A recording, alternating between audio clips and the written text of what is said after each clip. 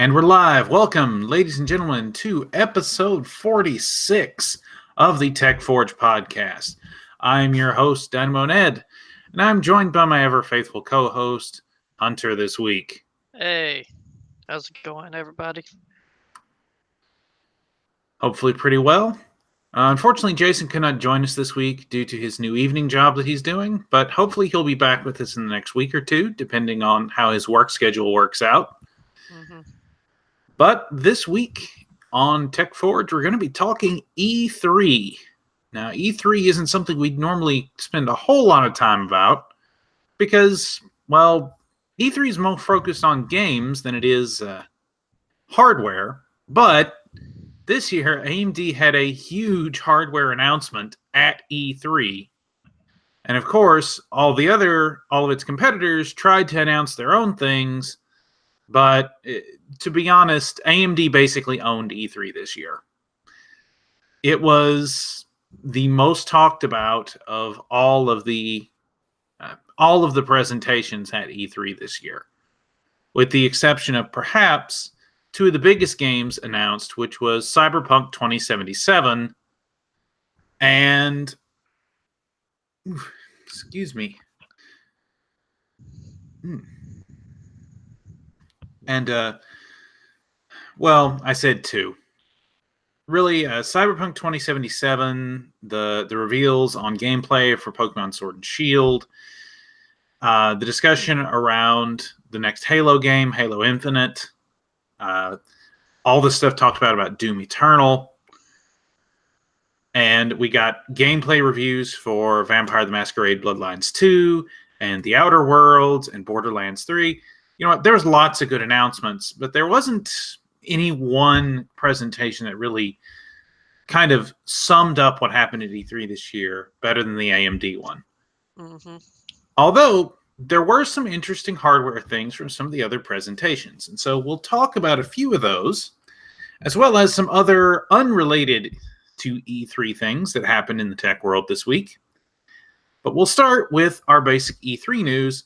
This first one comes from CNET, and that is at the Microsoft Xbox presentation, they discussed the new Project Scarlet. Now, for those not keeping up, Project Scarlet is basically the code name that has been used for the upcoming sequel to the Xbox One X.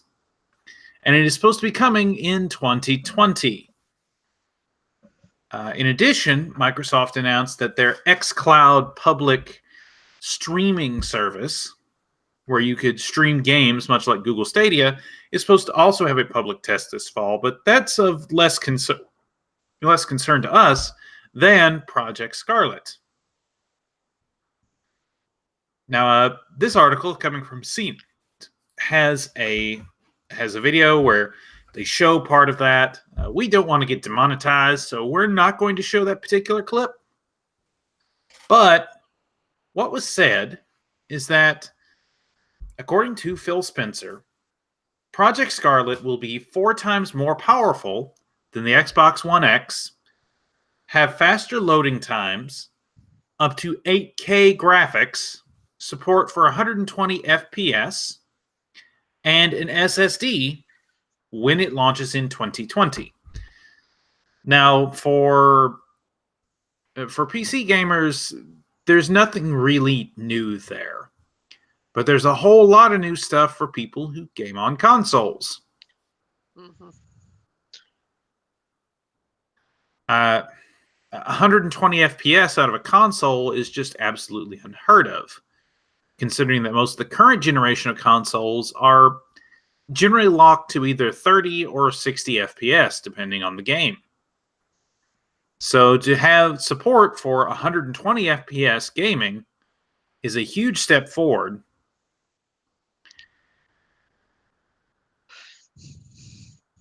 Yeah, that's going to be really interesting if they actually get that, all of that working.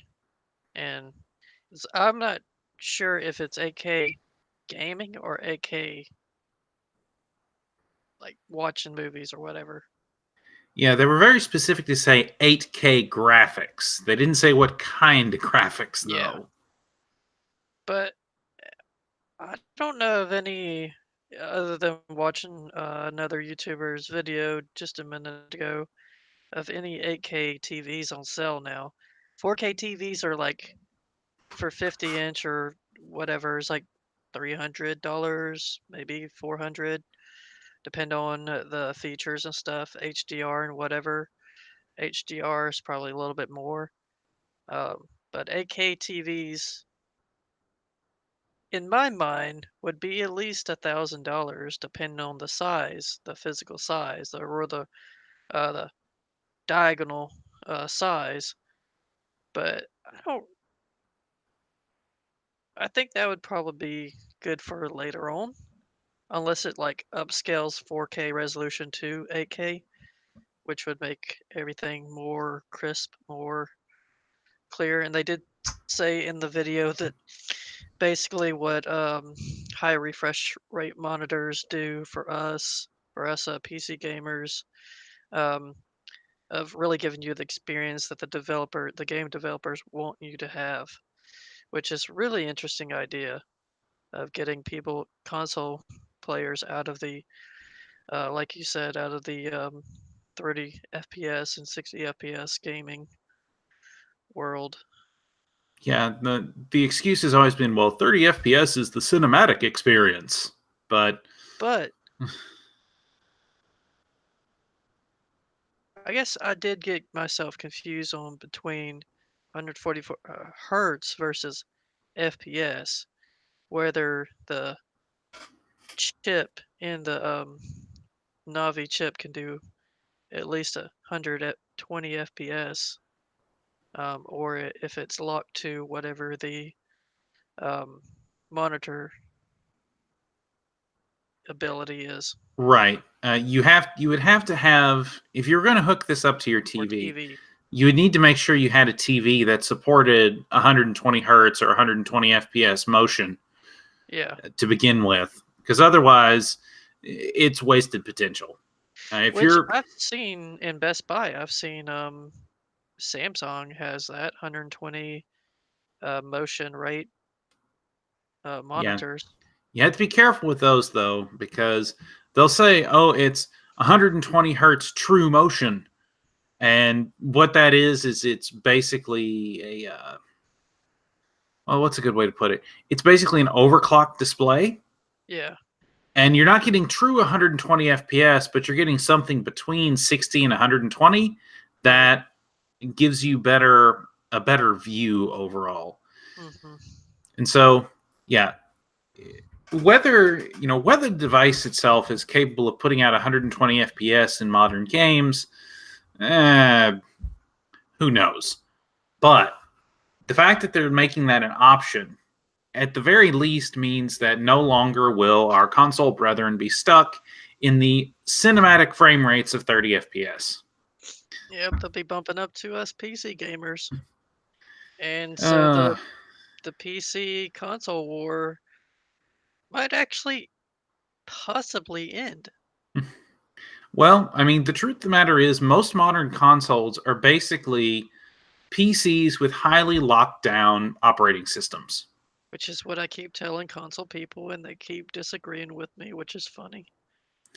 Well, I mean, all you have to do is look at the hardware. Yeah, It's not like it was with the original Xbox. Well, I take that back. The original Xbox was actually just a Pentium 3 PC with a Coppermine chip, yeah. 512 megabytes of RAM, and a 20 to 50 gig hard drive. So it Hmm. literally was a PC with a lockdown operating system. Yeah, But it isn't like it was back in the PS3, Xbox 360 days, where it was a very customized piece of hardware. With the Xbox One and later the S and the X, along with the PlayStation 4 and its derivatives, they're all basically AMD APUs with integrated graphics connected to soldered on pool of GDDR6 or GDR5. Sorry, GDDR6 is the current, and with highly optimized software. yeah. Even a Nintendo Switch has an NVIDIA Tegra processor in it, which is like a mobile I guess SoC Yeah, processor. essentially the Nvidia chip in the Switch is roughly equivalent to what they put in their Nvidia Shield TV Yeah, devices. yeah. So So it's really, essentially a high-end tablet chip. all of them are basically PCs. In a certain sense, it's just that they're not running Windows, except in the Yeah, case of the Xbox, it is running a version of Windows, what was at the time Windows 8, but it was a very yeah. locked down version of Windows 8. Well, even PlayStation 4 and PlayStation Pro, they have a version of Windows that locked down version of Windows. Yeah, the Sony was very, very careful about their operating systems after people found out that you can install Linux on the PS3. I miss those days. It actually turned the PS3 from a piece of specialty hardware into a powerful general purpose computing device. You could Hmm, use it. It literally turned it into a PC that you could use as your daily driver. You could hmm, plug in keyboards and just use it like a PC. hmm.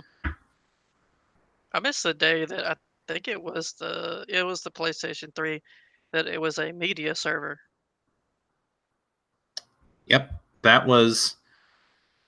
And of That course, was Microsoft sort of tried to do the same thing with the Xbox One, where they wanted to make the whole reason it's called the Xbox One is because it's supposed to be the one device you need in your living room that handles all your media needs. yeah, yeah. Of course, no one ever actually uses it that way, but Yeah, I don't know about the Xbox One, which makes sense what Phil Spencer said in the Scarlet presentation of new console is going to be what it was intended to be originally for games instead of media and everything else. Because the browser I mean, I had a Xbox One, not X, but the one, and a PlayStation 4, and the browser sucked on both of them. It's it's because it was clunky. basically a clunky version of Edge. Yeah, And Edge has never been a very user friendly browser. yeah. They try to they portray it like that, but it's not. Even well, I can rant on other stuff about that. I won't go on a rabbit trail. Well, regardless, Xbox Project Scarlet is looking interesting, and hopefully we'll start seeing more of that toward the end of the year and maybe see reveal toward the beginning of next year Hmm. about what that's going to be like. In the meantime, though, we do have some PC hardware things to talk about from E3 that aren't AMD related. And this one from TechSpot is one of the more interesting ones, in my opinion. Speaking of high refresh rates, LG reveals the world's first 1 millisecond IPS monitors with up to 175 hertz refresh rate, G-Sync, wide quad HD resolution, and a high price tag. Yep. So, for the what happened is at E3, LG launched their new Ultra Gear line of monitors. Now, it used to be that with IPS monitors, in plane switching, one of the downsides of the technology over your standard cheap TN or twisted pneumatic panels was that IPS had slower response times, slower switching times because of the way the technology works with an IPS panel. You get better color response and you get better color accuracy with IPS, and you get better contrast ratios in general. But the trade-off was that you had slower response times. So IPS was great for creators or people who didn't really care about high refresh rates, but for gamers, much less so. Because it made all your colors look real good, but you didn't have the refresh rate for gaming that requires high refresh rates, like shooters or esport games. Well, the Ultra Gear line is the first IPS monitor to be released with a 1 millisecond gray to gray response time. In other words, they're saying it can go from one end of the gray spectrum to the other and back in 1 millisecond. Now, that's a response time that even high-end, high refresh rate TN panels would envy. So in this case, you get the better color reproduction, the better viewing angles, the better contrast that comes with an IPS panel, but you still get the same speedy response times that you'd get in their cheaper TN counterparts. Mm-hmm. But naturally, that kind of stuff don't come cheap. They showed off two different models, the 27-inch, gotta love these alphanumeric names, 27GL850, and the 38-inch 38GL950G monitors with 1 millisecond response time, curved screens, slim bezels, and a DCI-P3 98% wide color gamut, and a 135% sRGB color gamut, which, if you're not a content creator or not someone who does a lot of work with video production, that probably doesn't mean a whole lot to you, but those are pretty much industry standards at the moment for high-end content work, and you can be fairly confident that what you see on the screen is what was actually recorded. Mm-hmm. And so the 27-inch model is a standard 1440p resolution, is G-Sync compatible, and has 150 nits of brightness. The larger one can reach up to 175 hertz, has a 3840 by 1600 resolution, which is wide quad HD, 450 nits of brightness, and is display HDR 400 certified. Mm-hmm. But you're going to pay a pretty penny for either one of these. The 20. Well, Go ahead. correction to it's not one. The 27-inch has 350 nits of brightness instead of 150, like you said. Oh, my bad. But the price, you haven't said it yet, but if you want to go ahead and say it, I'll give a comment after that. So the 27-inch is $499.99. But the 38-inch comes at an eye-watering $1,999. Yeah, see that it really doesn't make sense. I don't know what the ratio between 27 and 38 with I mean it is kind of 4K, I guess. Uh WQHD wide, so it's sort of wide 4K. Um Well, wide 1440p, more like it. oh But yeah, yeah, wide 1440p. But the 27-inch, that's actually not that bad of a price for G-Sync compatible. For G-Sync, I mean, I've seen other that's true. monitors that are that price and don't have that many, and aren't even may not even be 1440p. Definitely don't have HDR 10 or HDR period, because those would be 700 or more. So 499 is actually not that bad for all the features that the 27-inch has. And I currently have a 27-inch monitor, and it's for gaming, it is kind of big. I wanted big so I can see more of the screen, but for gaming, 24 is fine to me. I 38 would be like wider, would be bigger, be crazy. So it makes sense for content creators and stuff. But yeah, there's a lot of people. There's probably a good amount of people who like wide angle for gaming. But I'm thinking that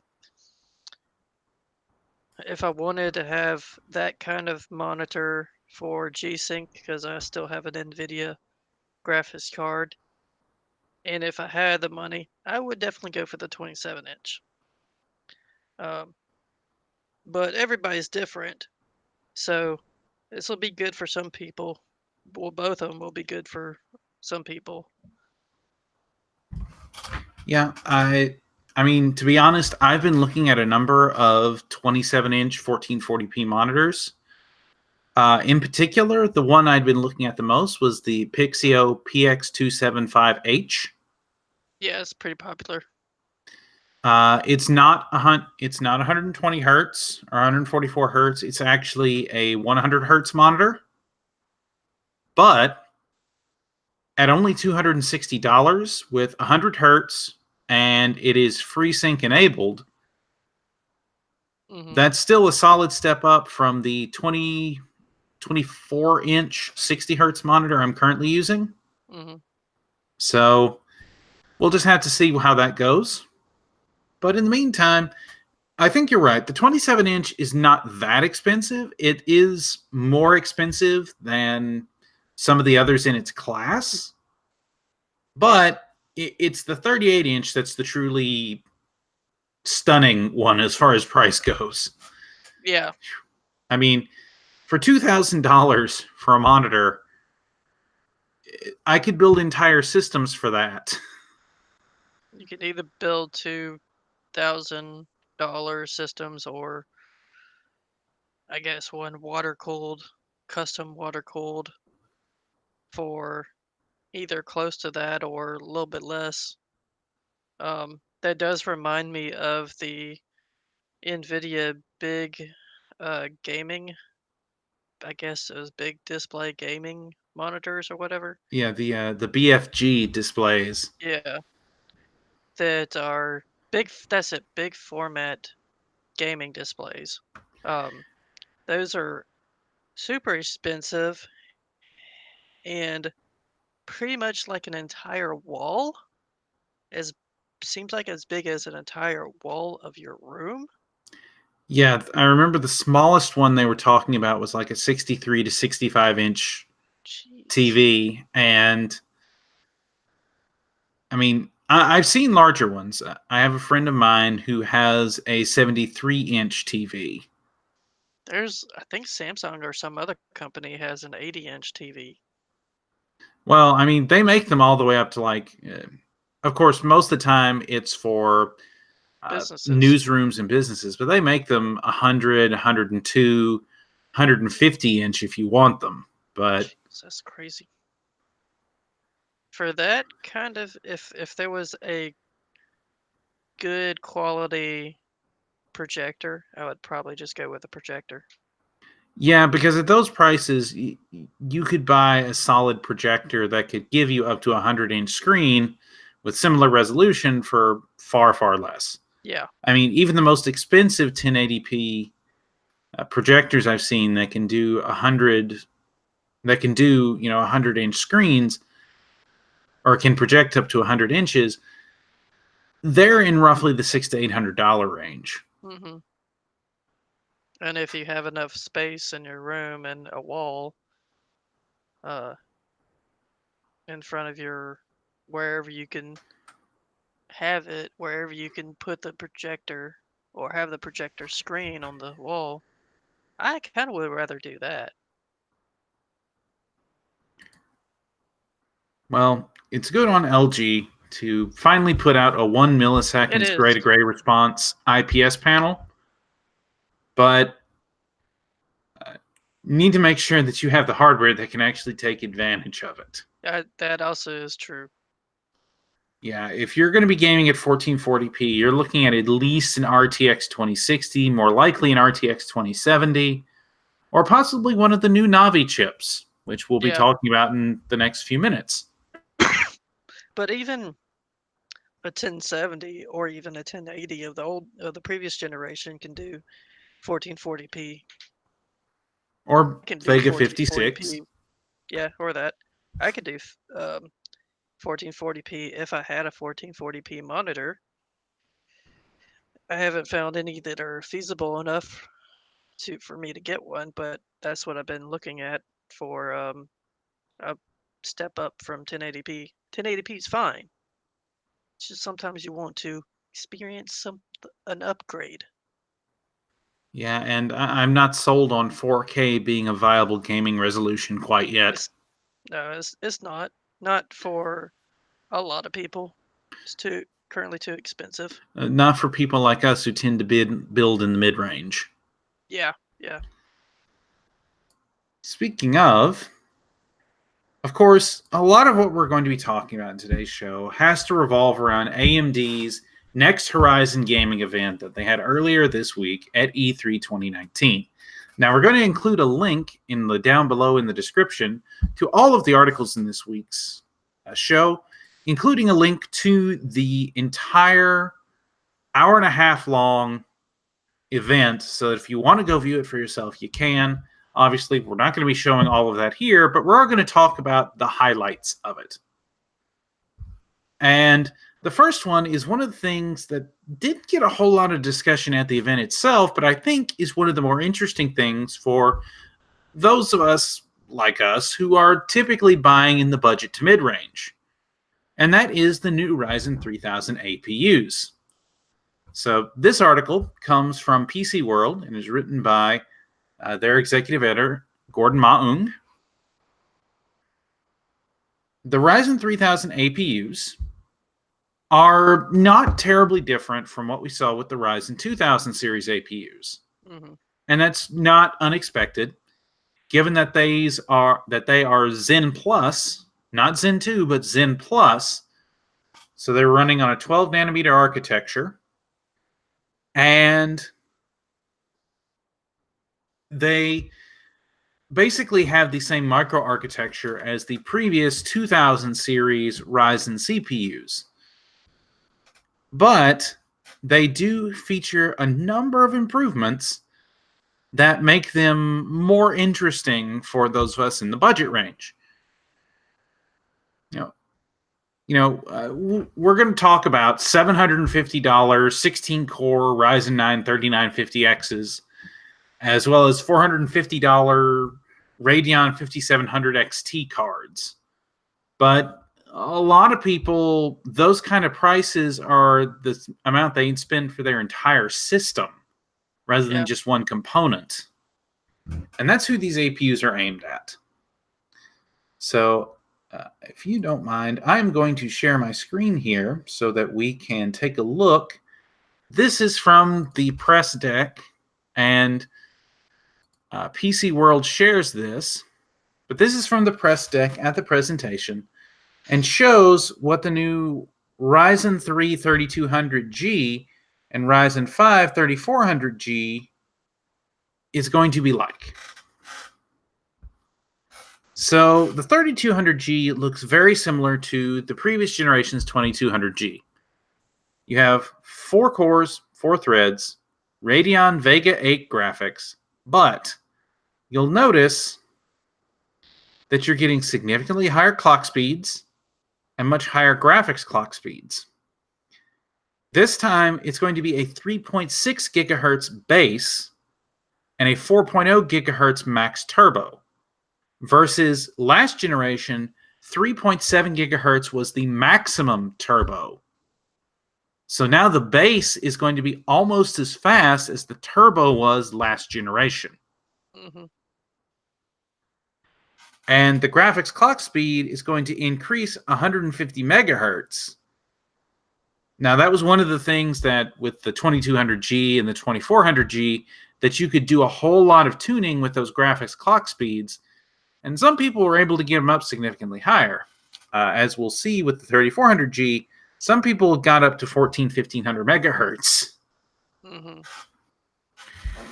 And the 3400G, again, looks very much like a improved 2400G. Here we see 4 cores, 8 threads, 3.7 gigahertz base, 4.2 gigahertz boost. Again, we see about 300 megahertz faster over the previous generation for the maximum boost speeds. And this time, around 150 megahertz faster on the graphics core as well. But here's the interesting thing about the 3400. The 2200G still remains a chip that I believe it's using the traditional thermal paste, and it's still coming with the Wraith Stealth cooler, which is a very inexpensive 65-watt cooler. But this time, the 3400G is going to come with the AMD Wraith Spire, which is the step-up cooler usually designed for the 95-watt parts. Now, it is not the RGB version, but you're getting a significantly better cooler with the 3400G, and they're using a metal thermal interface compound on the die between it and the integrated heat spreader, and they're turning on Power Boost Overdrive, or PBO, which is the automatic overclocking feature that was in the Ryzen 2000 series. That was not turned on for the 2200G or the 2400G. In the 3400G, they are turning on PBO automatic overclocking. And so, with that, I think we can agree these are going to be a significant step forward from their 2000 series counterparts.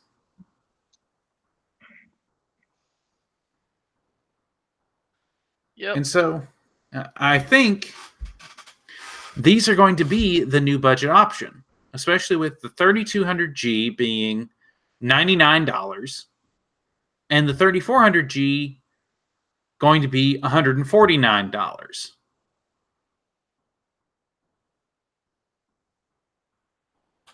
Yeah, that's going to be. It's still seems basically like the previous version, just slightly factory overclocked. But I'm kind of interested in the high quality liquid TIM of the 3400G. I thought about getting one of the APUs just to have as a all-in-one sort of CPU, GPU chip, just to see what it can do with if I wanted to build a either mini ITX or smaller computer.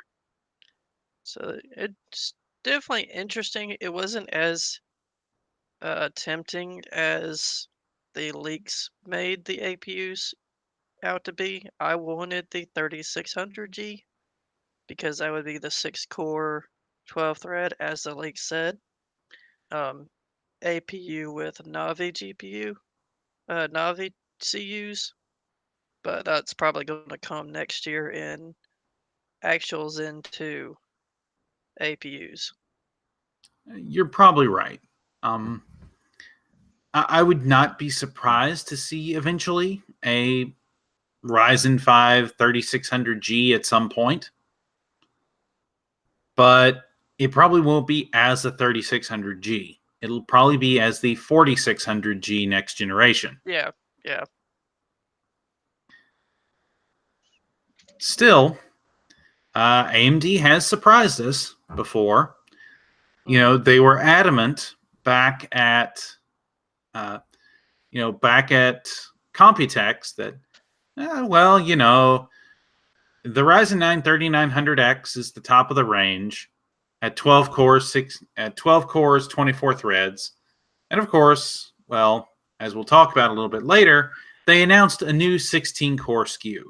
Everyone kind of knew they were going to, but still, they kind of led everyone to believe, oh, you know, the 12 core is going to be the new top-end SKU. But no, they did release a 3950X. Mm-hmm. And so this chart from the event from before they announced the 3950X During the middle of the show, they showed this chart, which shows kind of where each of these CPUs competes. So you've got the 3200G competing against the i3-9100, the 3400G competing against the i5-9400, and possibly the 9400F. Then you've got the 3600 and 3600X competing against the 9600K, the 3700 and 3800X competing against the 9700K, and the 3900X competing against the 9900K. And of course, now we also know that we have the 3950X also competing in that same range. Mm-hmm. But the interesting thing is the prices. Yeah. So yes, you can get a 3400G with integrated graphics on board for $149. But for $50 more, you can get 2 more cores and 4 more threads. Mm-hmm. As well as support for PCIe 4.0. So I don't know if there's as much value with the 3400G as there was with the 2400G. Mm-hmm. But if you want something with integrated graphics on board, it's either that or choose Intel for significantly more money. Yeah. So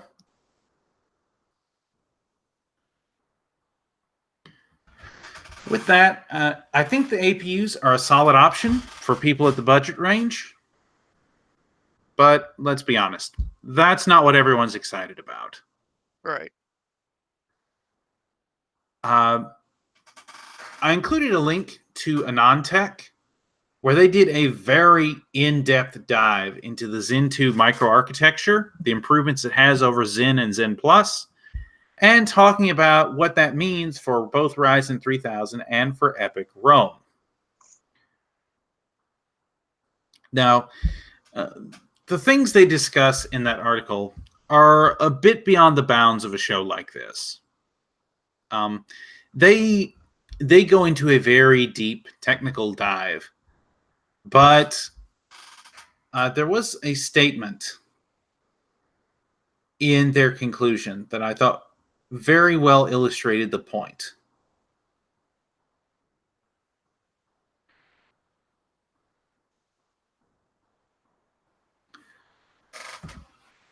They say building a core like Zen 2 requires more than just building a core.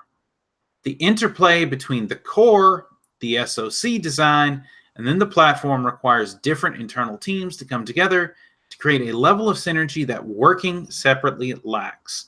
What AMD has done with the chiplet design and Zen 2 shows great promise, not only in taking advantage of a smaller process node, but also driving one path on the future of compute.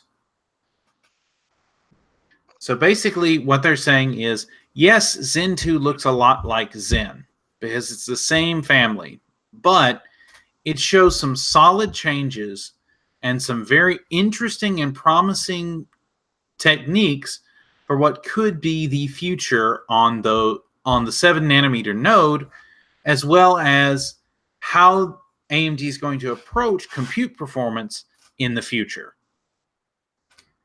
They tout it has lower power, that it has much larger L1 and L2 cache, but that the platform that it's on is one of the biggest improvements,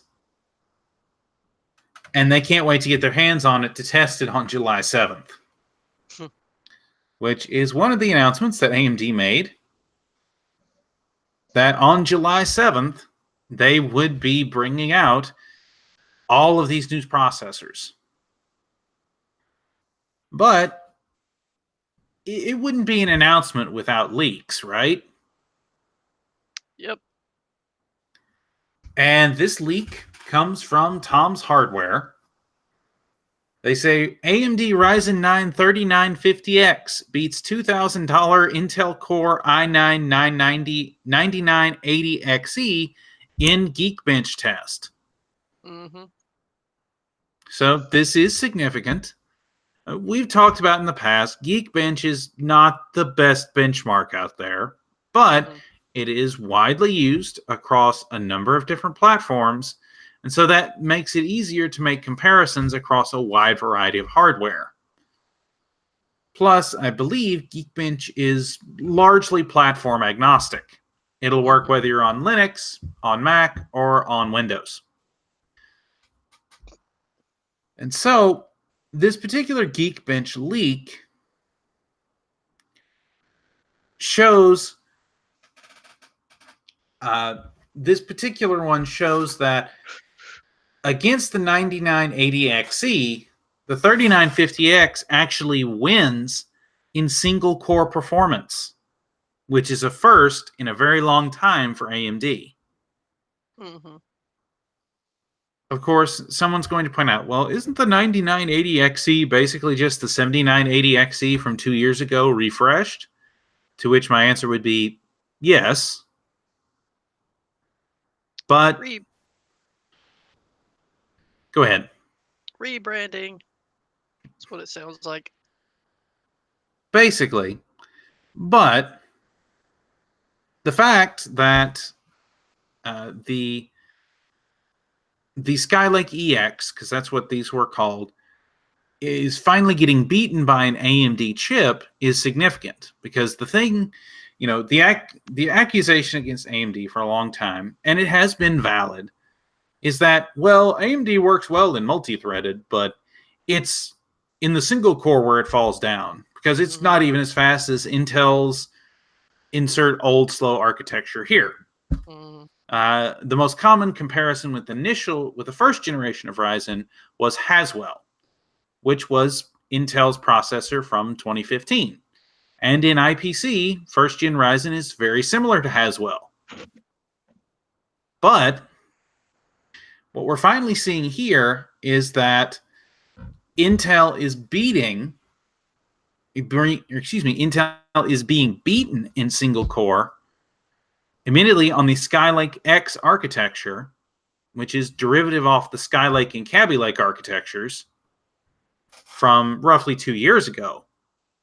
But that Ryzen 3000 is beating the 9980XE significantly.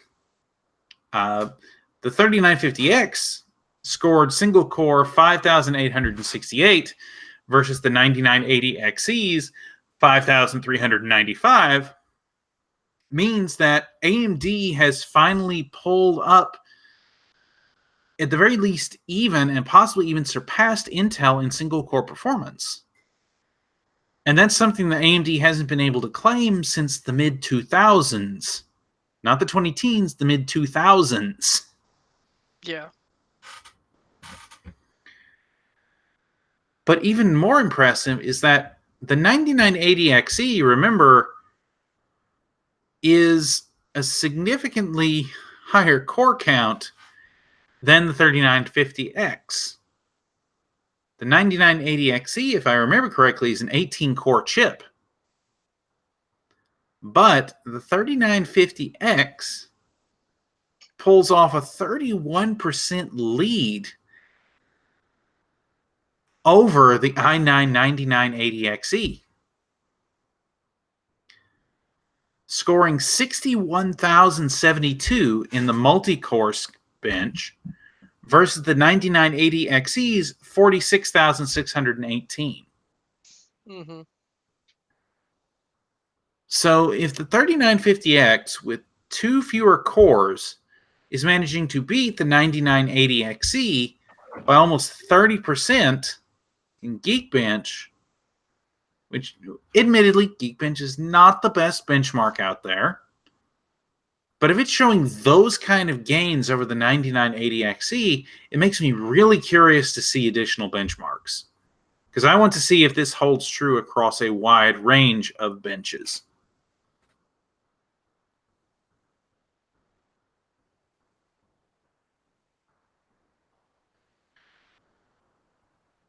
So let's see. The actual leak itself, I'll go ahead and show it here because they have it on Tom's hardware.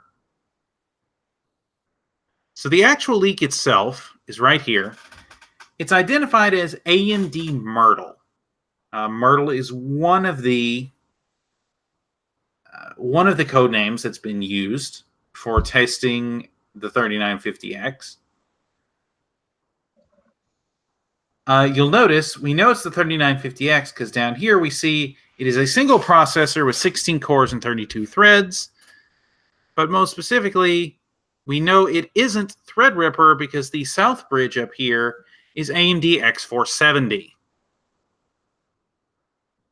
Remember, that would be TR4 on or it'd be X399, excuse me, for a Threadripper chip. The socket is TR4. And of course, we have down here, it is codenamed Matisse. And of course, Matisse, again, is one of the code names associated with Ryzen 3000. Yep. So that's how we know it's the 3950X.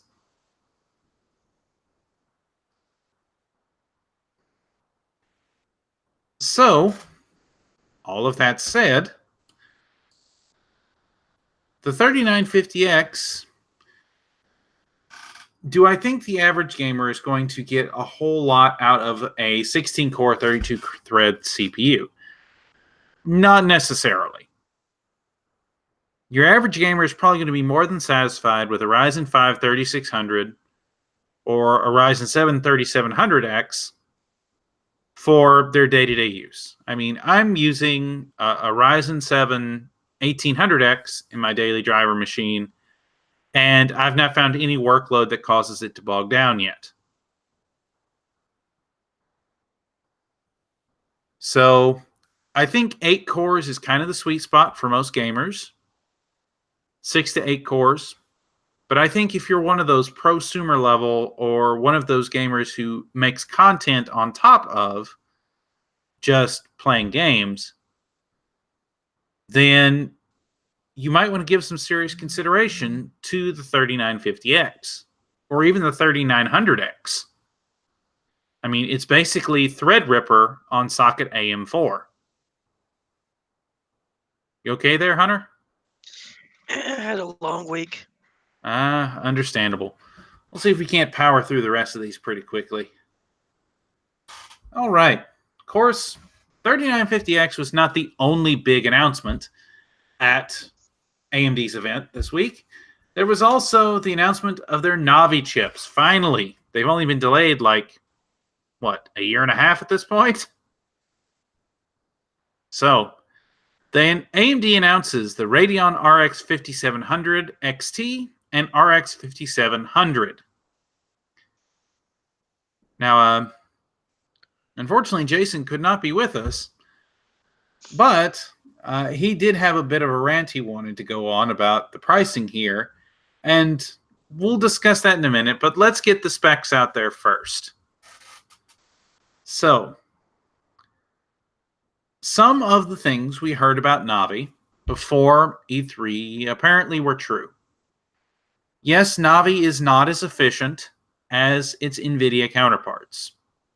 It is somewhat more efficient than the previous generation, but it does have significantly higher TDP than the likes of the RX 590 or its direct predecessor, the RX 580, or its competitors, the RTX 2070 and 2060.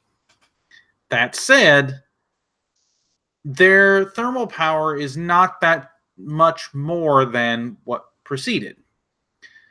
Technically, the RX 5700 XT has a 225 watt TDP, or what they call TBP, typical board power, whereas the RX 590 had that same typical board power, 225 watts.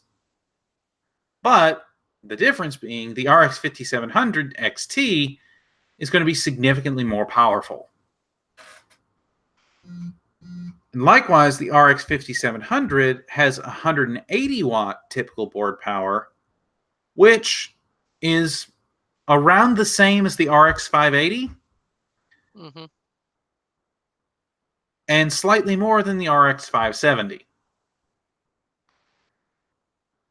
Now, people are probably thinking, well, wait, I thought 7 nanometer was supposed to bring these huge efficiency gains, and shouldn't it have brought down the TBP a little bit? Pardon.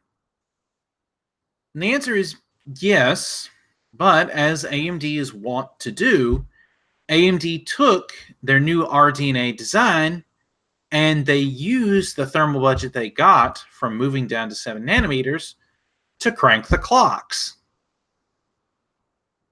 The RX 5700 XT starts with a base clock of 1605 megahertz.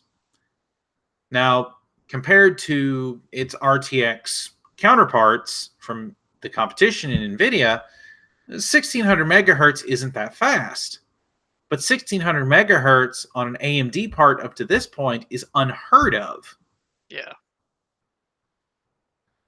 And the fact that it has a typical, what they call game clock, or a typical operating clock of 1755 megahertz, and a maximum boost clock of 1905 megahertz, means that Navi finally is operating in similar range to NVIDIA's counterparts, although it does use significantly more power compared to the RTX 2070 to do so. Well, I say significantly more. The TDP of the chip on the RTX 2070 by NVIDIA's estimation is 120 watts. But one of the things that they showed at their show at E3 was that the RTX 2070, if you include all the other portions on the board, including NVLink and additional power to the memory and the power phases, the RTX 2070 under load, when all of it is being stressed, can hit that same 225 watt typical board power. So I'm not sure. I mean, under normal operating circumstances, yes, the RTX 2070 will be more efficient from a power perspective. But if the benchmarks that AMD showed are in any way realistic, which always take manufacturer benchmarks with a grain of salt, Yeah. then we could see being anywhere from a 5 to a 20% performance uplift over the RTX 2070. Now, NVIDIA does have an answer for that prepped, but we'll get to that in a little bit. Anyway, I got sidetracked. Back to the specs. The RX 5700 XT will feature 40 compute units with a total of 2,560 stream processors, 160 texture units, 64 ROPs. We already talked about the base clock and boost clock and game clock and the differences between those, but will feature a total of 9.75 teraflops of FP32 throughput. Compare that to the previous generation's RX 590 at 7.1 teraflops.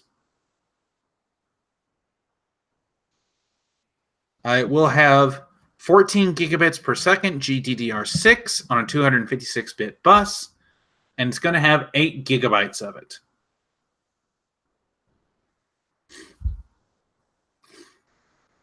I'm definitely interested in the benchmark results from these two RX 5700 XT and 5700, and which one is worth it at the price point. Well, and that was the thing that Jason, if he could have been here, was going to rant a bit about. And I'll try to convey his argument as best I can. I don't 100% agree with it, but I understand where he's coming from.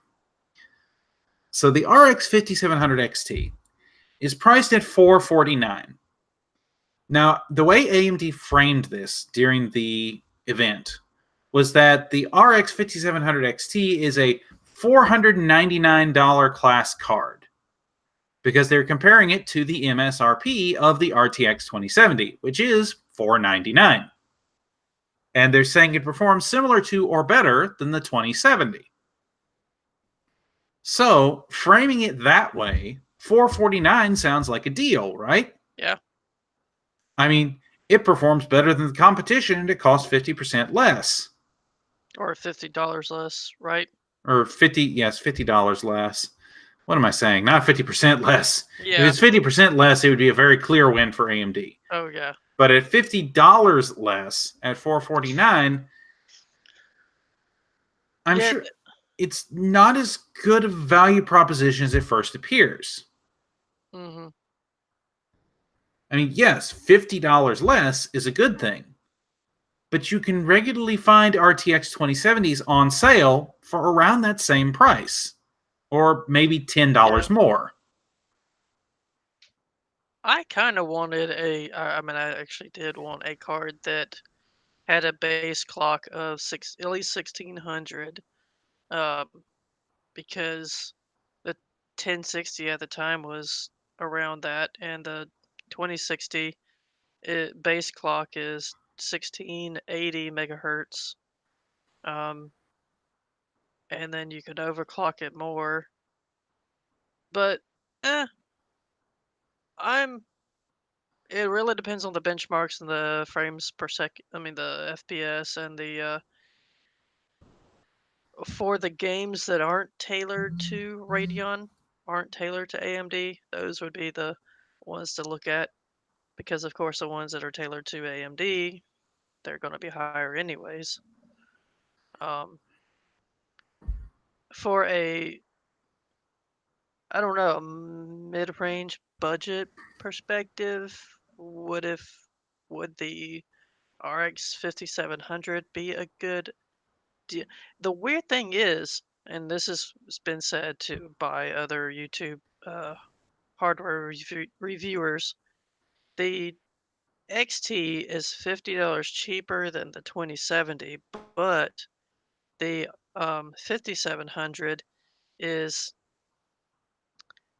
I think, around $30 more expensive than the 2060s. Like, if you really wanted to make a good deal, you should have priced it at 329 or somewhere, or at least 329, because the 2060 being 349 means, like, should I go with the 2060 because it's higher clock speed and cheaper than that 5700?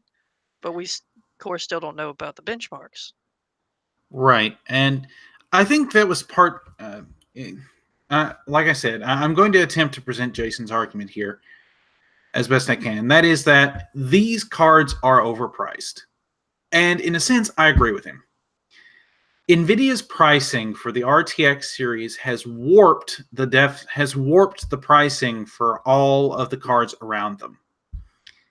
The fact that Nvidia is charging $499 for a card that in the previous generation would have been about the same price as the RTX 2060 or slightly more, right around $400, $350 to $400. The fact that AMD is buying into Nvidia's pricing structure, even though they're slightly undercutting it at 450, basically is AMD admitting that they're letting Nvidia dictate the pricing structure. Well, I don't exactly agree with that. I think that the specs probably cost at the point of them not intending, in my perspective, not intending to reach NVIDIA prices, but having to because of all the stuff. Of course, in my opinion, a higher base clock and boost clock means more expensive, because the um, previous generation of RX cards, slightly lower, budget oriented, um, base clock and boost clock were a good mid range price, like 250 for like 1200 megahertz or 1250 megahertz, which to me was kind of meh speeds compared to NVIDIA. So them getting the clock speeds and other other features up to or close to the level of the NVIDIA cards, the pricing makes sense in that perspective, in my opinion. Um, but I guess looking at the chart, the difference between even the 5700 and the if you look at the 5700 and the RX 590, even though it's not exactly a level comparison, because that's the lower card of the new series with the higher card of the previous series. But that's the jump from 8 gigabits per second to 14 gigabits per second.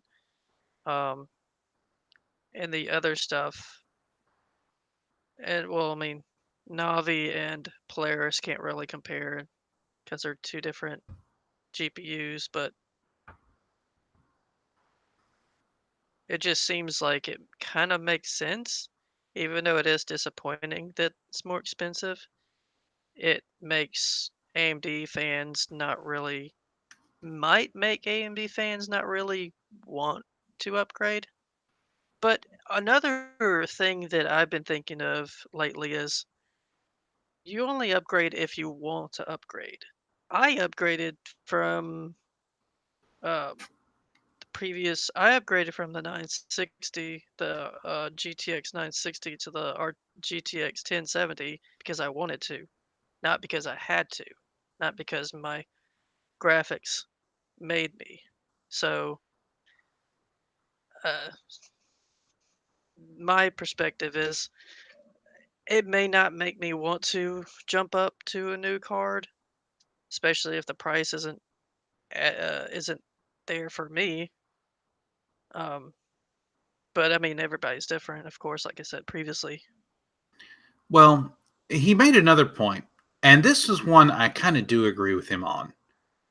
The other possibility, as we're going to talk about a little bit later with NVIDIA's super GPUs, NVIDIA appears to have had an answer prepared for Navi Mm, with their super GPUs, if the leaks we're seeing about super are accurate. It could be that AMD's choice was to position these at the prices they're currently at, so that if the super cards come out, then AMD has room to maneuver and slash prices if necessary, hmm while still making a profit. And that's entirely possible. The thing about pricing is always dictated by the current market conditions.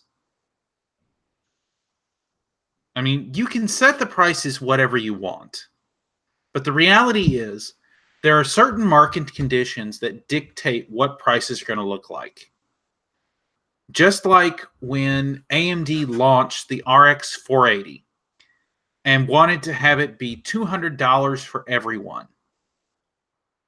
Well, the current market conditions made that an impossibility, because when the cryptocurrency boom took off, everybody was buying up every RX 480 they could get their hands on, and prices shot through the roof, hmm where you were seeing $300, $400, even $500 RX 480s for a year and a half, hmm simply because the demand for them was that high. They In were this good and good though. case, what I think we're seeing, AMD is pricing Navi, the RX 5700 series, to the market,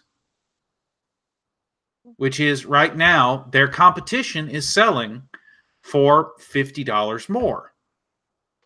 Now, if the competition slashes prices in response, then AMD has room to maneuver. They can either slash prices themselves or possibly introduce other incentives, like they've done with the current series. You Yeah. know, right, one of the deals we're going to talk about today, you can buy an RX 580 for $170, brand new, and that RX 580 comes with 2 games. And that's the 8 gig model. Exactly. It's a really good deal. And so there are ways to extract value even without changing the price necessarily. I mean, in this case, the RX 588 gig that's selling is a $200 card, but there's a $30 mail in rebate and it comes with $120 of games. Yeah. I mean, that's what they did with the them and Nvidia did with the previous cards. Is if you buy this card or this laptop with the card in it, we'll throw in 2 or 3 games that you don't have to buy. I think And I would agree with Jason about if Super comes out and people want to get the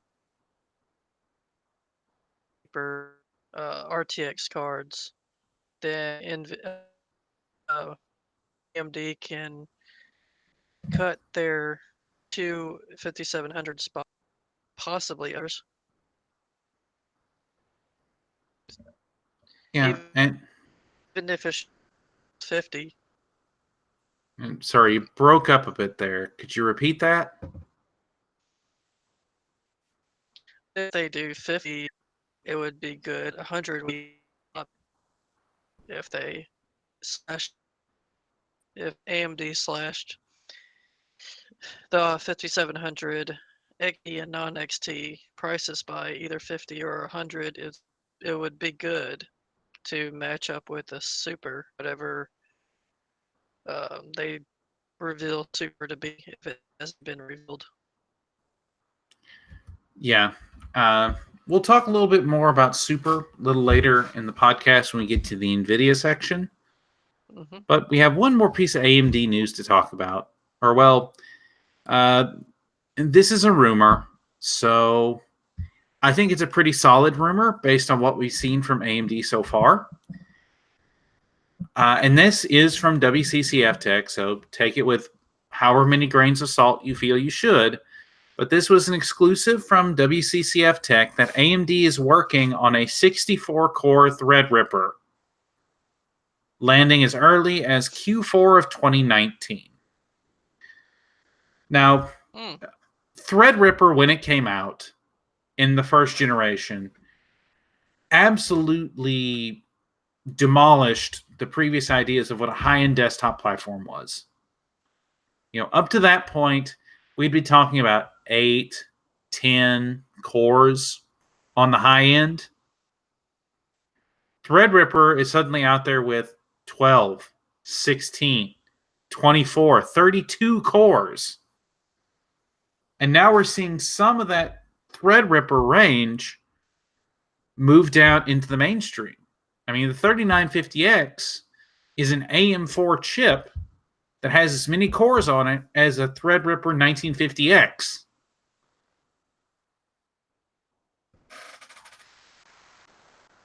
And so some people had been thinking this would lead to AMD kind of retiring the Threadripper branding.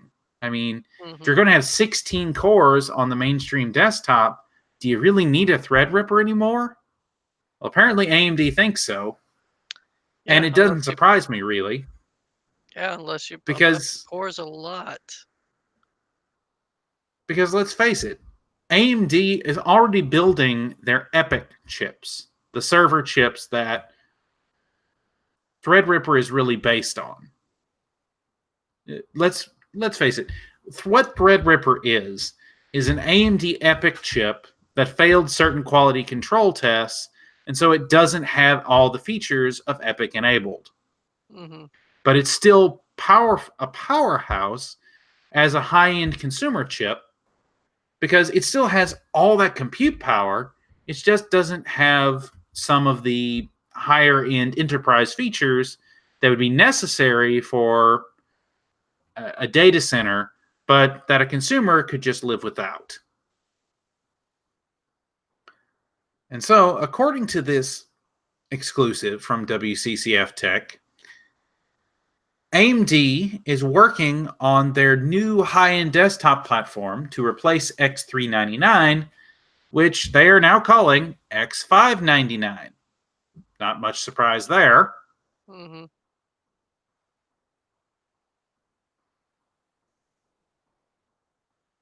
And so they're considering changing that name, though, because, of course, Intel also uses the X number 99 branding for their high-end desktop platform, which is currently X299. And so they are planning to retain the 99 suffix, but what exactly it'll be called, we don't know.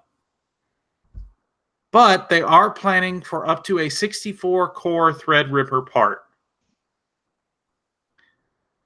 Now, some of you may remember the original EPIC chips, the Naples chips that were being demonstrated way back in 2016 as early engineering samples. And those were 32 and 64 core processors for the enterprise. To see those chips, or same type of chips, on the new 7 nanometer process being moved to the consumer desktop space, even if it is the high-end desktop, would be absolutely phenomenal. Yeah.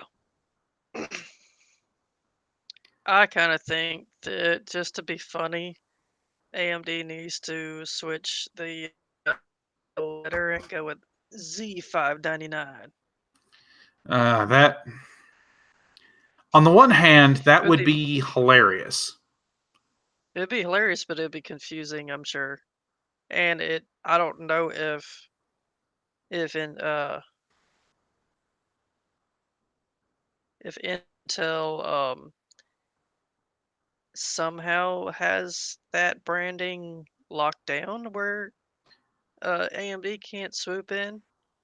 Well, obviously, they didn't have it for X, since AMD was able to brand their X399 against Intel's X299, Yeah, true. which I kind of get the marketing one-upsmanship that's going on there, but it is kind of annoying. Yeah. Well, it was also funny when Nvidia tried to do that before with the 380 locking down the 3080 and the I think it's 4080 and 5080. That was funny. That was funny for them. And then AMD just comes in and says, "Nope, not going with that." Yeah, calling it the 5700 is an interesting move. Well, it makes sense because it's the 50th anniversary and 7 nanometer, and then Right, the 00 they can do to like right. So, 60, 70, 80, 90 if they want to eventually.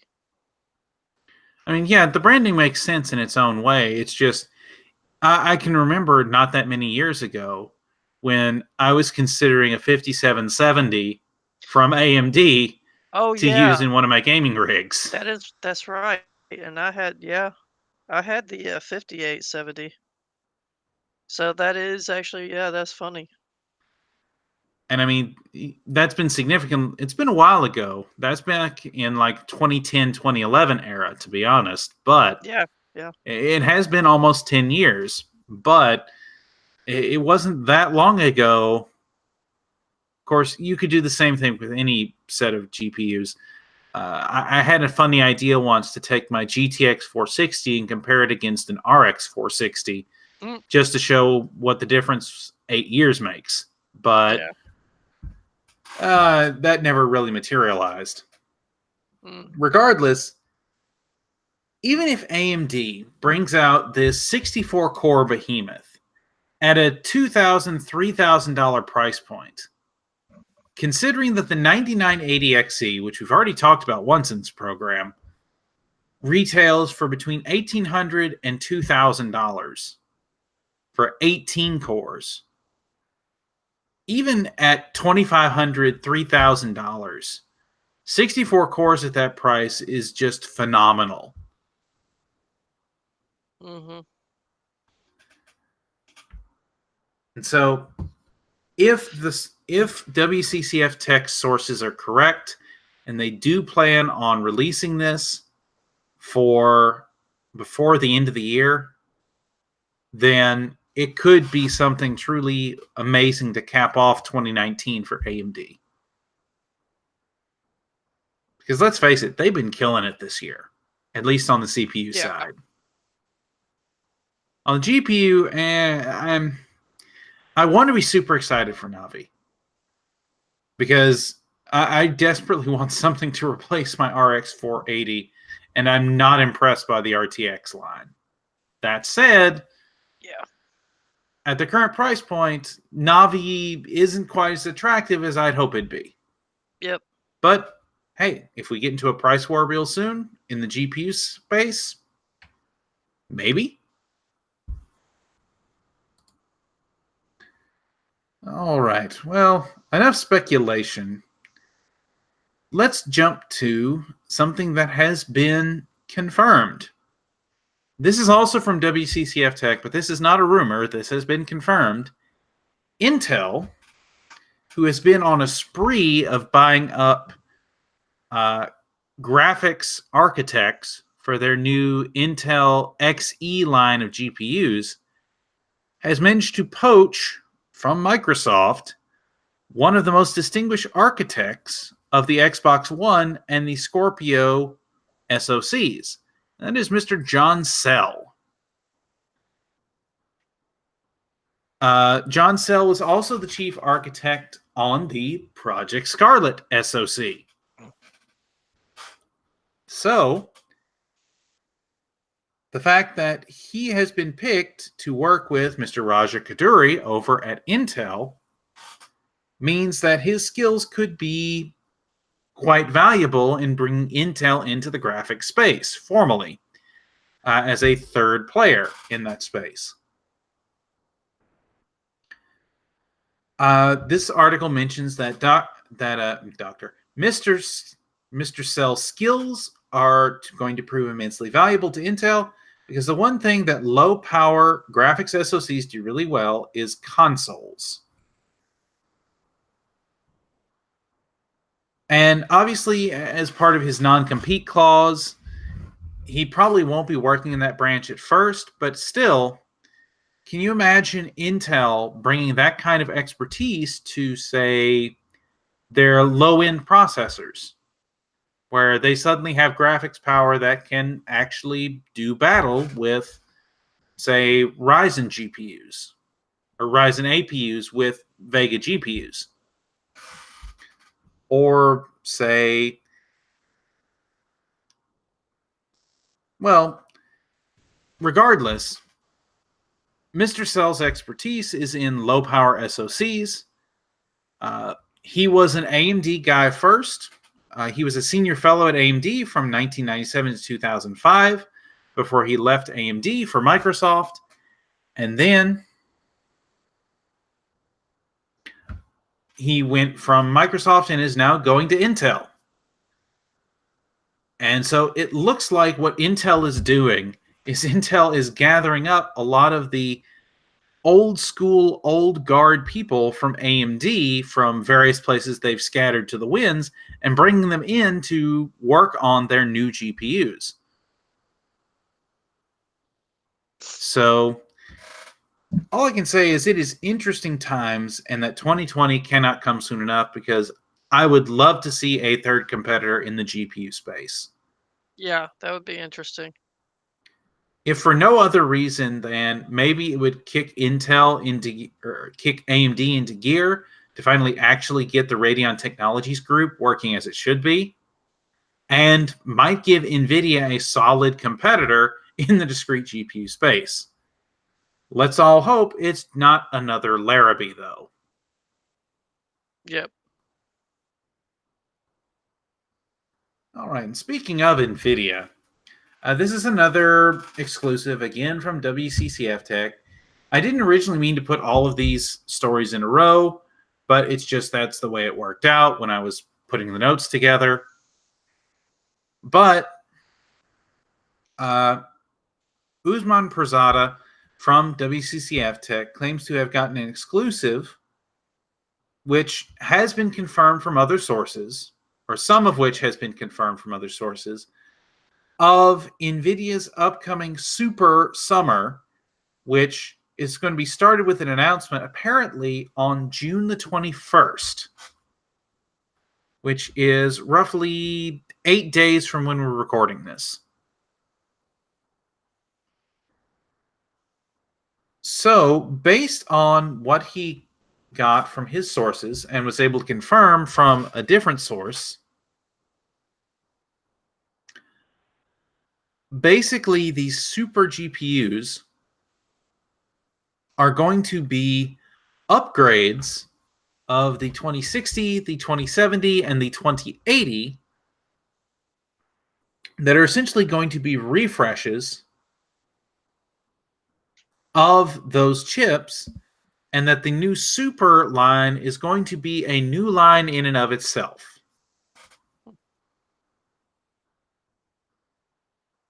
Now, according to this leak, apparently the RTX 2080 Ti Super exists, but it's going to be based on a totally new chip from the current RTX 2080 Ti.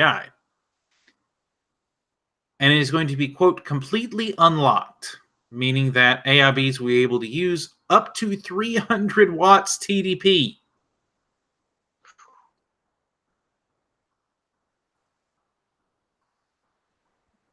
And so the RTX 2080 Super 8 gigabyte is supposed to feature a non-overclockable or a non-overclocked 2080 Ti chip that has been unlocked. And it's going to have a core count somewhere between a vanilla 2080 Ti and a vanilla 2080. And the reported specs are roughly 3072 CUDA cores, which is significantly less than a 2080 Ti, but significantly more than a 2080. Mm-hmm. The 2070 Ti Super exists, but it will not be launched at this event. The RTX 2070 Super will feature an unlocked 2080 chip with 2,560 CUDA cores. The RTX 2060 Super will feature 8 gigs of VRAM, which is an important upgrade over the RTX 2060, which had 6 gigs of VRAM, and will feature an unlocked 2070 chip. Hmm.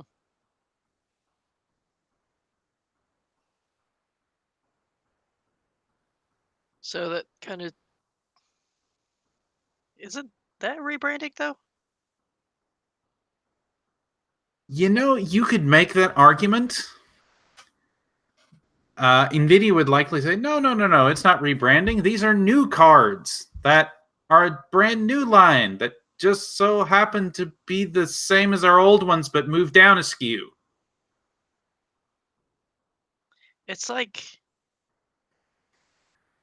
rebranding in reverse in a way, because rebranding has always been like slightly overclocked previous version with a new version name, or a previous model with a new model name.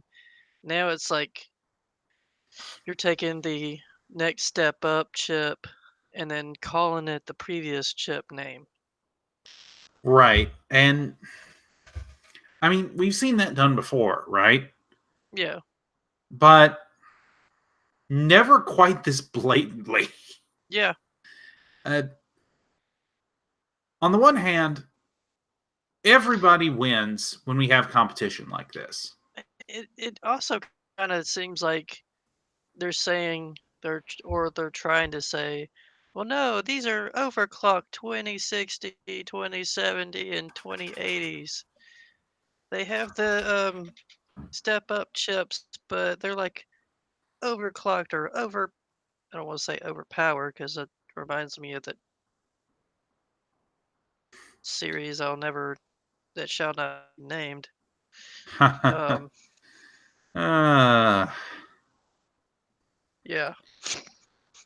yeah, Um, the what? the To me, the super lineup should be, to me, what this represents is there was a tweet by Mr. Tech Deals. He's like, so long, Navi, we hardly knew you. And talking about some of this release information.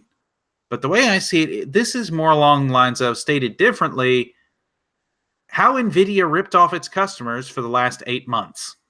Yeah. Because they could have done this at any point.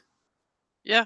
You know that they could have held off on Turing for another few months, bin the chips, and release them this way. Mm-hmm. I mean, What I have seen in at least one PC builder or whatever Facebook group, somebody said, "Can I trade in my current card for one of the newer cards?" I can tell you the answer to that: no. Yeah. You have already paid your early adopter tax, Yeah. and you will like it.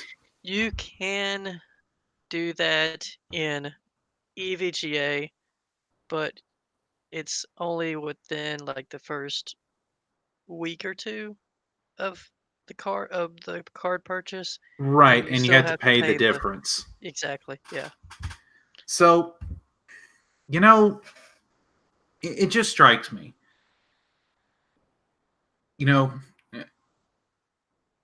Again, this is something Jason and I have debated before. And if this super leak is true, then it turns out Jason was pretty much right.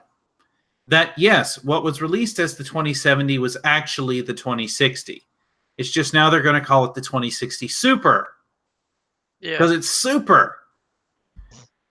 And what was released as the 2080 really is the 2070.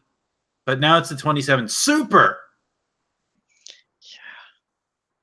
I really wonder how many pissed off Nvidia fans there are or will be about this. Well, what this does confirm for me is, one, waiting to invest into any kind of RTX was definitely the smart move. Because let's face it, based on what we're seeing here, if you bought an RTX 2060 or 2070 or 2080 at this point, then you got ripped off. Because these are supposed to be coming in at the same price points as their predecessors, but are supposed to be more powerful. Yeah.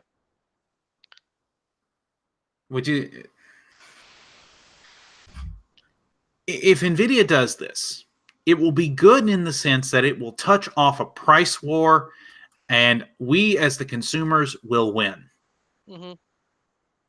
But on the other hand, it does make me a bit miffed to think that NVIDIA, if this was NVIDIA's plan all along,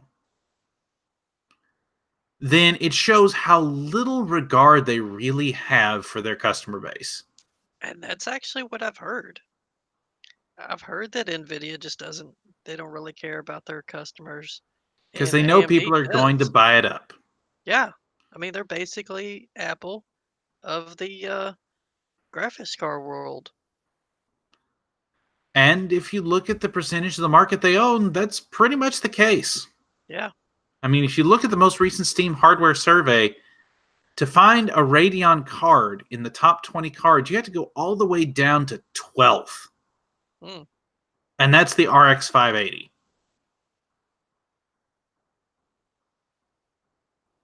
So, I don't know. It's just, if NVIDIA does do this for their super cards, then NVIDIA fans, I hope, would realize just how badly they have been used. But sadly, knowing most NVIDIA fans, they probably won't. And I don't say that to mean to be derogatory, but knowing most people who aren't followers of the PC hardware scene, if you say discrete graphics, then most people aren't aware there is even an option other than NVIDIA. Yeah, and I can see that for the base clock and boost clock because Radeon has been, I mean, price and base clock, boost clock on, I guess, level, but kind of disappointing in a way, even though the FPS benchmarks for some games have been either on par with the uh, lower mid range card, like the 580 or 590 compared to the 1060 6 gig um, of the previous generations of them being of the 590 either beating the 1060 in some games at a cheaper price, Mm-hmm. uh, or either on par or maybe like 5 FPS less, which I think 5 is acceptable. I saw 10 in all the benchmarks I saw. It was like either 10 above 1060 6 gig or 10 below 1060 6 gig. But I think the price was compatible enough or compelling enough to get a cheaper card at or close to the competitor card. And that's the thing.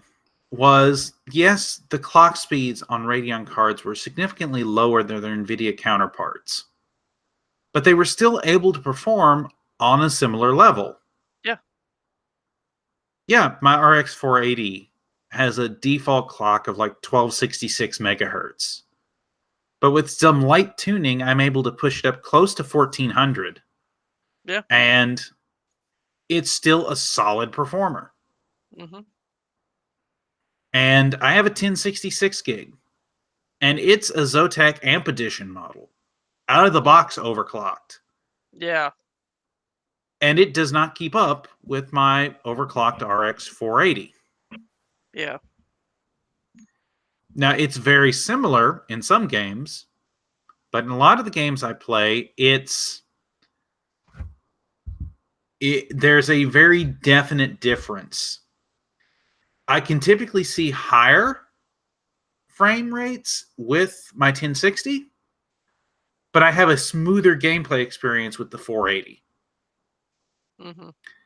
Maybe that's the VRAM difference. Maybe it's just the different way that they do the render pipeline. I don't know. But what I know is that in both of my systems right now that I game on, they have RX 480s, and my 1060 is currently relegated to my test bench. Mhm. So take that for what you will.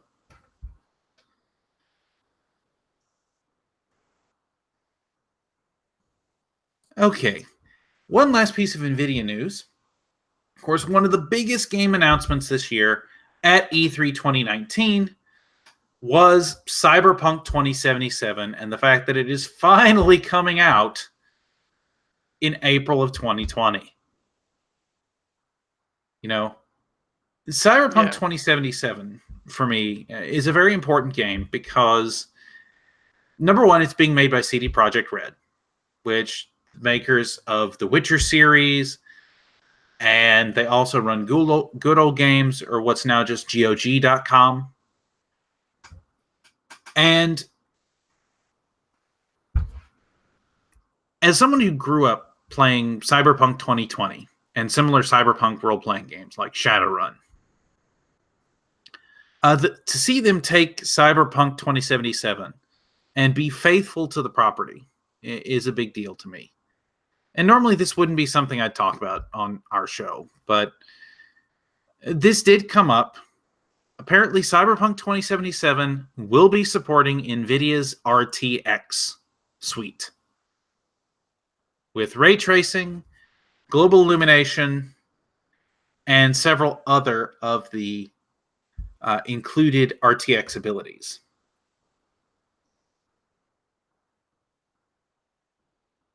It's not the only game that announced RTX support during E3. Uh, Call of Duty Modern Warfare, the next Call of Duty game, announced RTX support, as did Control from Remedy, as well as the newest Wolfenstein game. And so, with Cyberpunk 2077 being one of the most hyped games of 2020, and we're finally starting to see more games supporting RTX, perhaps ray tracing will actually become a feature worth getting an NVIDIA card for. And if NVIDIA cuts prices with the Super line, great. It might actually make RTX worth it.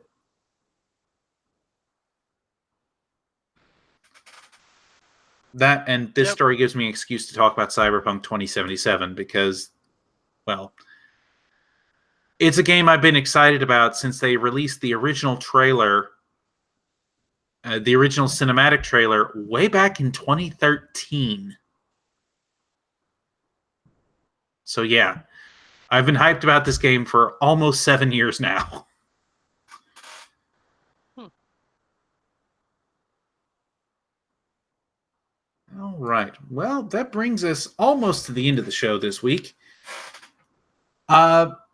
This last bit, of course, is where we show our hardware deals for the week. And for this week's hardware deal, I'd like to thank you, Hunter, for bringing this one to my attention.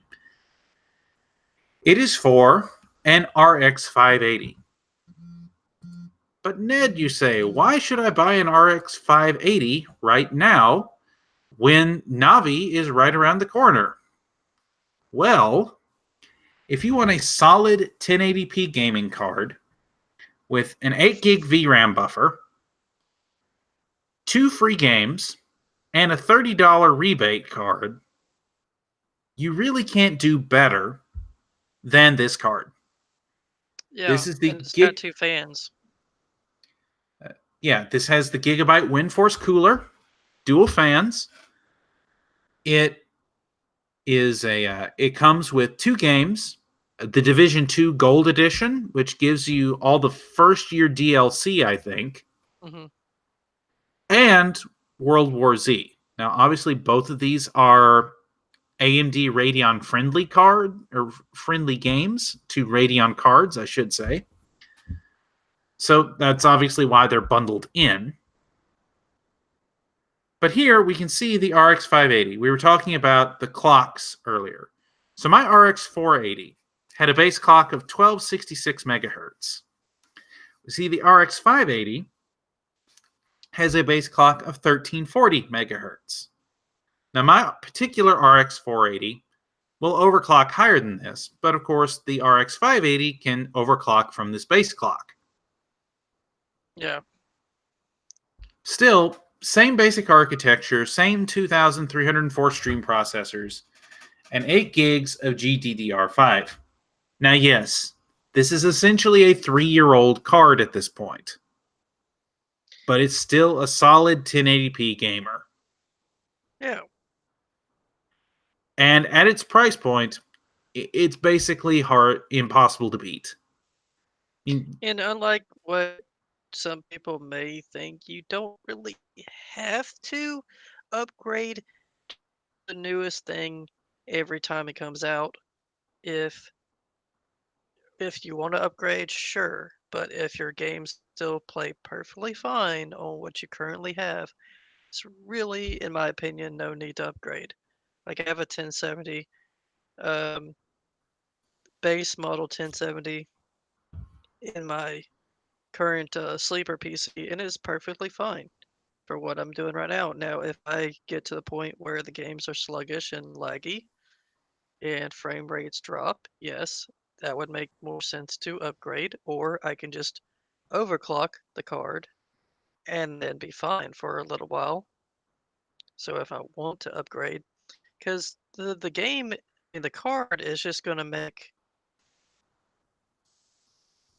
you're still going to have, I don't know, unless you want like better features. And in my opinion, again, the RTX is just like, ooh, the lighting is pretty and it looks realistic and stuff.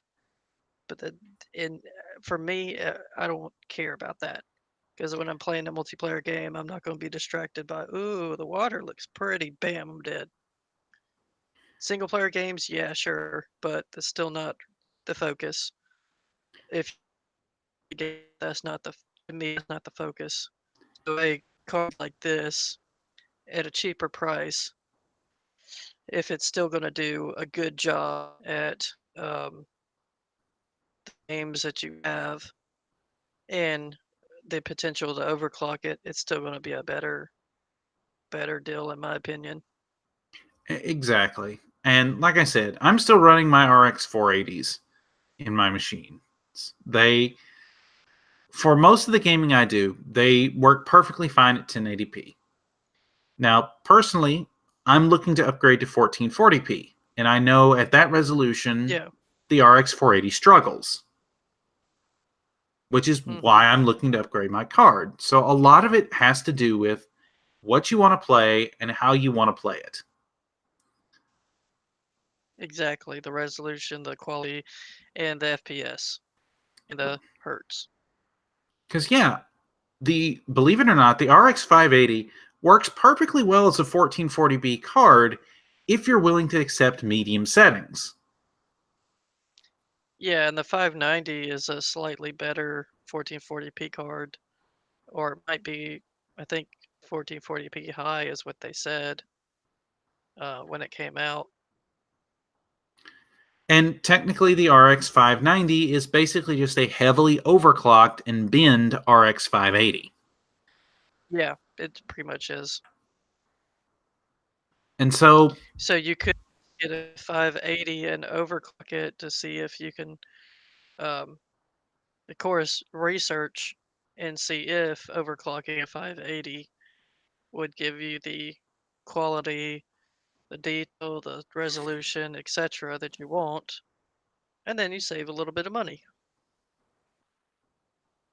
and I'd say, depending on the type of game you want to play, if you're playing stuff like Fortnite or esports titles, then honestly, even this RX 580 is probably overkill for you.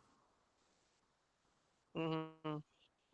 Uh, I remember there was a while after PUBG came out and after Fortnite came out, I played those for a little while. I got bored with them pretty quickly, but mostly because I'm just not a fan of battle royale games. But I was able to play those games without issue on my RX 480s at 1080p at high settings. And in fact, there's not a single game I've found yet, with the exception of Metro Exodus, that I haven't been able to run at 1080p high settings with my RX 480. Hmm. Now, Metro Exodus was the first game that told me that, maybe I might need to look at an upgrade in the future. Hold on, let me. So basically, before we get back to that discussion, basically, at Newegg, you can get this RX 580 for $169. It's after a $30 mail-in rebate, but you get $120 worth of games with it. So once you take that into account, you're basically getting the card for between $20 and $50. And Yeah. that is a very hard value to deny. So as I was saying, for me, my RX 480s have done me well for the last 2 years now. And if it weren't for the fact that I was looking to upgrade to 1440p gaming, then I probably would be fine not upgrading for at least another year or more. But because I am looking to upgrade to 1440p, then I have to consider upgrading. I've looked at Vega 56 and I've seen a couple of good sales on it, but if Navi really does have the performance uplift we're talking about, I could get significantly better performance on a lower power load from it, although I'm going to have to pay a little more. But that may not even be the case if we do wind up with this pricing war. Yep. Regardless, Hunter, I'm afraid we've reached the end of the notes for the evening. So, was there anything else at E3 that you thought was neat or you wanted to talk about? Just the specs of Scarlet. I'm really interested to see how all that will play out. How all of it. Oh, I was looking at 8K TVs. Of course, it's Samsung, like one of the top brands. But the 60-inch 8K, yeah, so 60-inch, 65-inch 8K um, monitor is $4,000. Yeah, it goes all the way up to an 85-inch at $15,000. That's That's that's an expensive monitor. QLED 8K. That's insane. I don't think I can see uh, console players buying a $1,000 monitor. Of course, at 65 inch. I think some people would use like a maybe a 40-inch or a 50-inch. 50 would be like understandable. I mean, I have a 50-inch. I haven't tested out my game on my TV yet. That's one of the plans I was thinking of doing to see how it plays games. Um, even though a TV doesn't really compare much to a monitor, because especially the input lag and well, the resolution is better, but the input lag is on the TV is kind of disappointing because it you press um you press jump and it takes like a couple seconds to jump in the for the character. Hmm. But for a single player game, it would be not possibly not as bad. I mean, anyways, so there's that. It's really mostly everything that we talked about already. I mean, one thing we didn't talk about was Google did demonstrate their Stadia at All E3, right. but to be fair, the main thing with Stadia is, yeah, you can demo it at E3 running off a set of servers that are close by so that you don't run into any latency issues. But how's that going to work day to day? You know, if I'm here in Tennessee and I'm playing off game servers from California or even say Atlanta, that's a Yeah. significant distance. Well, they said that you have to have a good connection, but you can run 720p 60 FPS somehow on a 10 megabit per second internet speed. I But mean, there are people who have less than that, though. yeah, and that doesn't take into account latency because They also, technically my parents have a 15 megabits per second connection, but it's through HughesNet, and I know the latency is somewhere around a second and a half. mhm, So, and that also isn't an account, I guess. Going with what you said about latency, Wi-Fi versus wired, there is a difference. Um, with like the difference of wireless being more of a chance to be disconnected easily. that's Other true than as like, well. yeah. Um, but the fact that you have a controller, but they're marketing it to like play on any platform, like on your phone, or play. Owner TV don't exactly need their controller unless you get like a Bluetooth controller that's compatible, I guess. Um, but there's a lot of people who said it's really confusing and it's not as good idea, but we're just gonna have to wait and find out. Yep, that's really what it's going to come down to. Well, ladies and gentlemen, if you've enjoyed the content you've seen here, of course, you can check out more of TechForge in the TechForge playlist that will be featured down below. You can also find more on our YouTube channel at CrossForge Gaming. You can also find us 5 nights a week on twitch.tv/CrossForge Gaming.